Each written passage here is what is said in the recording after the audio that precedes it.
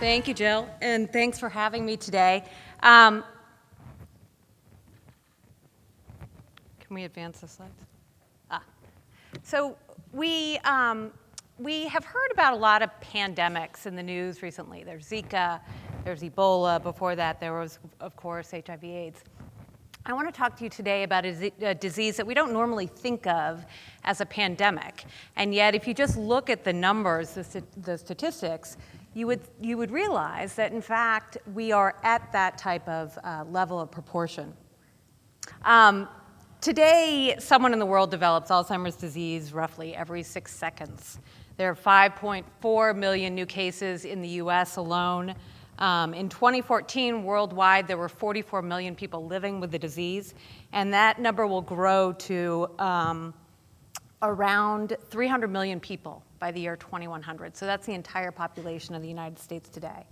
In terms of prevalence, you can see here in this slide, at around the age of 65, 1 in 9 have the disease. At 80, 1 in 3. And by the time you reach age 85, which is becoming more and more of a norm these days, 50% of the population has Alzheimer's disease.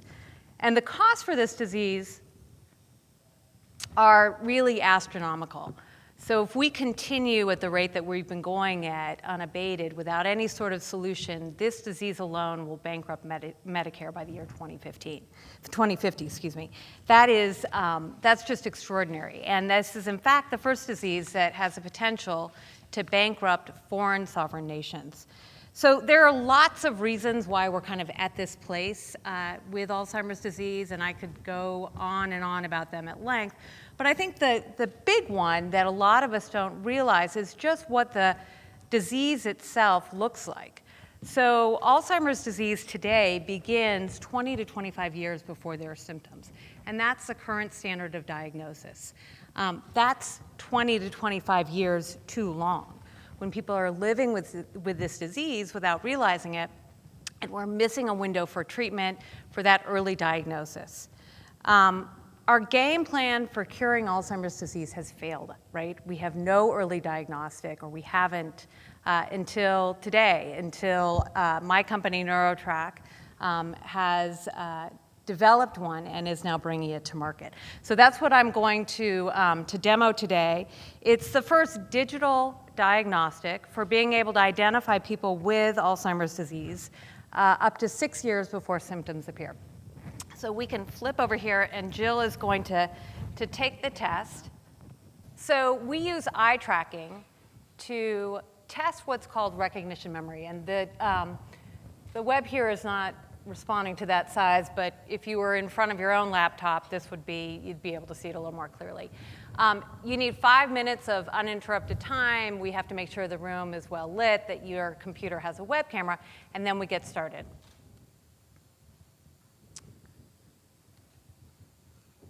So here you see Jill, and she's going to position her face in front of this oval, and you don't have to be perfect. First time Jill has had to sit on the floor for a demo, I'm sure.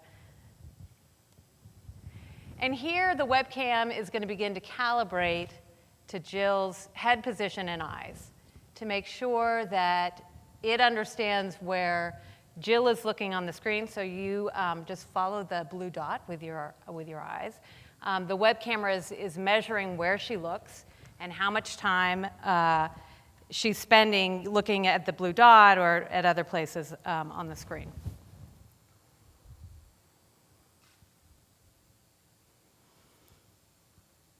And as soon as Jill calibrates, which she will shortly, we'll begin moving to the test period.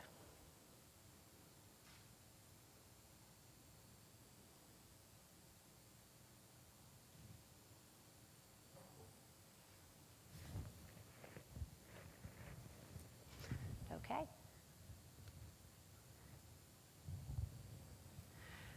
So in this portion of the test, we are displaying pairs of identical images.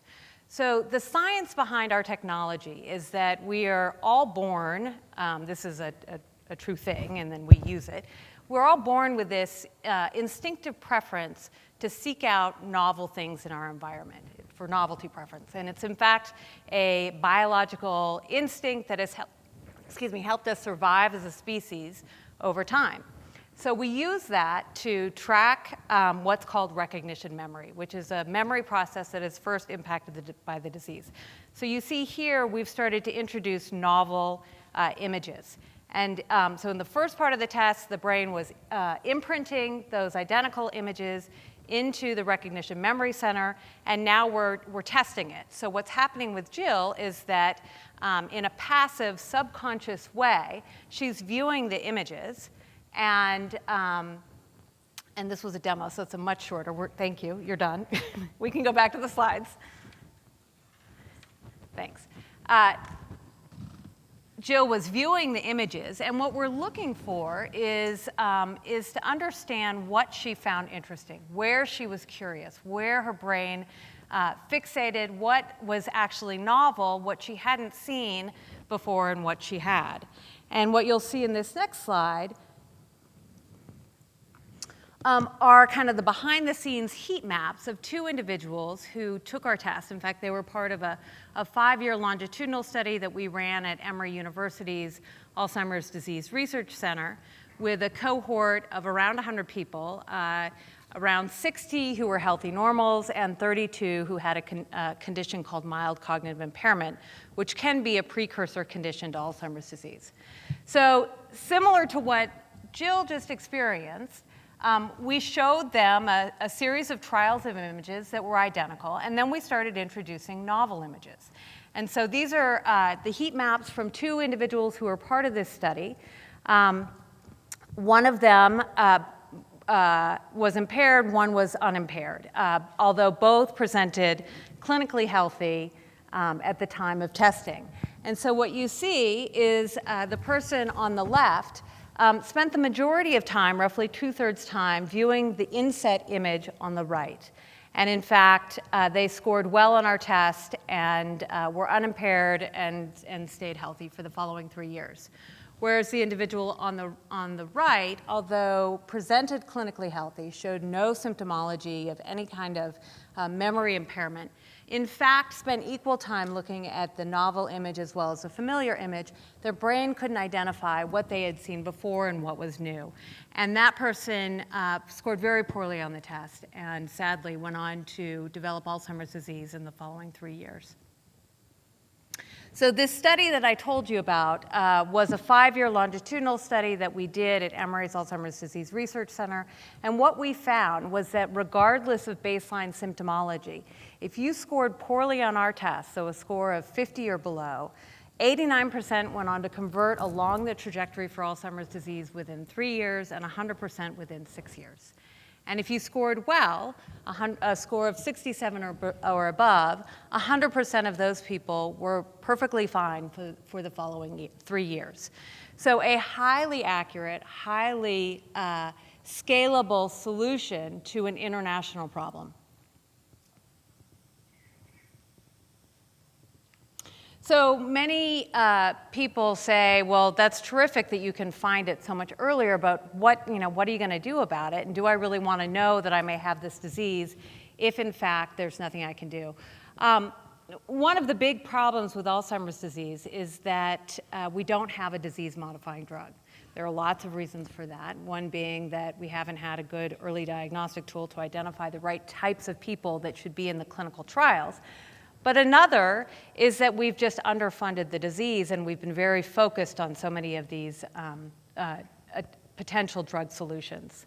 The reality is, though, that there is a very large body of established scientific evidence that shows that, in fact, you can prevent cognitive decline in diseases like Alzheimer's disease through lifestyle. And so we have now partnered with 3 of the world's leading international experts on cognitive decline to build the first digital therapeutic for the prevention of Alzheimer's and cognitive decline through a very specific protocol around diet, exercise, sleep management, stress management, and cognitive training. So I know we're out of time, but I'll just very quickly show you the results of this protocol have been absolutely extraordinary.